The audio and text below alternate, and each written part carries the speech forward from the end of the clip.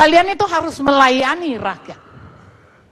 Jangan bikin diskusi-diskusi aneh seperti ini, lalu rakyat nanti disuruh nunggu. Apa ini? Apa kita nggak punya malu? Tonton itu film supaya kalian bisa bercermin. Itulah Indonesia. Supaya kalian bisa nangis seperti rakyat nangis menunggu kalian berunding, bahas-bahas. Come on, mikirlah.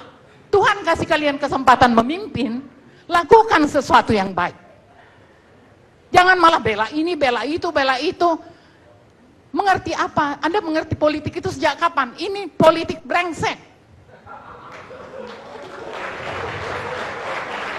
Aku bukan ahli politik, tapi aku punya common sense. Aku punya sensitivitas, aku punya empati pada kehidupan. Karena yang kalian kelola itu adalah kehidupan rakyat Indonesia. Jadi jangan mencari-cari, datang ini anak lagi bawa-bawa laporan. Kamu nggak malu begitu? Aneh aja loh. Kalau kamu mau, belajarlah, lihat apa yang terjadi pada bangsa ini. Saya sudah lama, dengan teman-teman saya di gerakan saya sudah lama mengatakan kita akan tiba pada titik ini. Ini titik paling konyol. Konyol, tidak berwibawa, kehilangan harkat, kehilangan harga diri, itulah Indonesia sekarang. Buat aku, di sini ini negara sudah tidak punya kepala negara. Jangan manja-manja.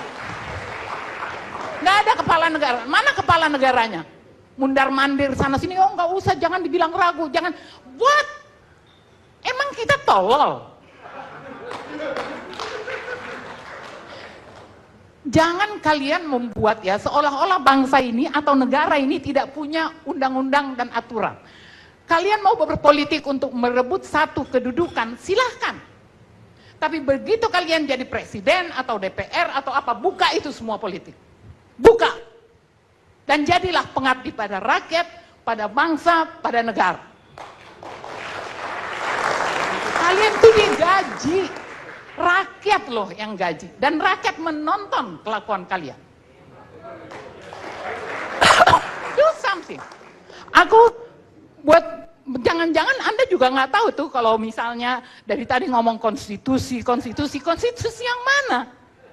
Yang udah diacak-acak itu, yang udah jadi liberal itu, yang membuat kita makin miskin itu. Itukah konstitusi? Kalau nggak ada gerakan yang kuat dan keras ya, terutama kepada DPR, jangan main-main. DPR itu juga, ini juga presiden ini aneh banget. Ya, DPR itu kontrol, bukan musuh. Jadi kalau DPR menegur, ya harus dia dengar. Nggak, jangan dibuat, ini kan suasananya semua politik, ya kan? Karena ketakutan politik. Tinggalkan politik. Sekarang zamannya bekerja. Udah jadi presiden, kerja. Jangan panggil-panggil apa saingannya Megawati lah. Kenapa nggak? Mana si Megawati? Coba. Loh, mana? Kan kita semua mendengar, mulai dari media resmi sampai ke warung kopi, kita udah tahu bahwa kebingungan presiden kita ini karena ada partai-partai pengusung dan pendukungnya. Oke, sekarang kemana Megawati? Emang kita gaji Megawati buat nakut-nakutin Jokowi? Mana itu siapa? Surya Paloh. Ayo muncul ke permukaan, jangan berada di belakang. Jangan ini fitnah, jangan-jangan bukan Megawati yang nunggangin, memang jangan-jangan emang Jokowinya aja nggak bisa, ya kan? Jadi ngomong, ini negara milik kita bersama, bukan milik satu orang. Jangan ada yang merasa dirinya berhak mengatur-ngatur presiden yang udah ditetapkan. Gue suka atau tidak suka dia presiden.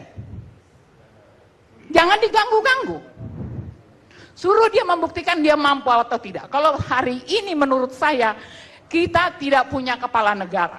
Nah, apakah kepala negara ini karena dia tidak mampu atau dibuat tidak mampu oleh penunggang-penunggangnya? Aku nggak ngerti. Tapi yang pasti ini negara dalam bahaya.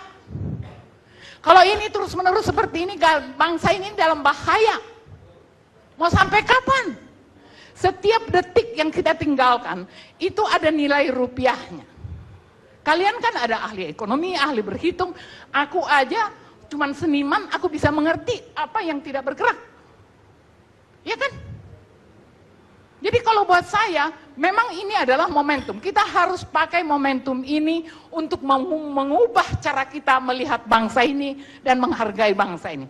Buat aku nggak penting kok pra-peradilan. Si BG sendiri ngomong kok. Dia ngomong apa tuh? Pokoknya kalau saya nggak dilantik, saya akan bongkar kecurangan pemilu. Apa nih? Ya artinya secara kualitas manusia ini nggak benar. Saya kira dia nggak ada ngomong gitu. Dia ngomong di media. Ya, di media. Ngomong. Ya, dia waktu dari sekretaris presiden kepresidenan mengatakan supaya mundur, dia bilang kalau saya nggak dilantik, saya akan bongkar. Nah, maksud saya ini secara kualitas saja udah nggak benar. Padahal dia bagian dari pilpres, ya kan? Jadi kalau betul ada kecurangan, dia juga bagian dari situ. Giliran kebutuhannya tidak mau dicopot, terus dia ngancam. Sebenarnya Tuhan lagi bekerja. Tidak perlu pra-peradilan. Mulutnya sendiri membuka bahwa dia tidak layak jadi Kapolri. Mulutnya sendiri. Jadi kalau aku mungkin ini mau saya tutup aja, daripada saya agak stres nih gue. Tadi aku udah panggil Megawati ya, udah. Oke, jadi kalau saya sih menghimbau ya, kembali ke film tadi, tolong ditonton supaya kita melihat bagaimana buruknya bangsa ini. Dan itu hasil kita. Setelah reformasi apa sih yang didapat oleh rakyat? Jangan ngomonglah tentang pemilihan apa tuh namanya? One vote apa itu sebagai sebuah kebanggaan kemajuan, enggak. Hak demokrasi rakyat itu adalah hidup, dikasih lapangan kerja. Jangan tahu-tahu dikasih kartu terus baris-baris di depan kantor pos, itu bukan. Itu bukan hak demokrasi.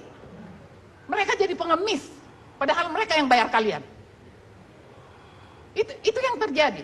Jadi kalau buat aku ini harus ada revolusi. Itu kaum pergerakan tuh bergeraklah, jangan cuma ngancam-ngancam. Saya kira ini malam yang paling Ibu Ratna ini darahnya paling tinggi malam ini. Kita rehat sejenak.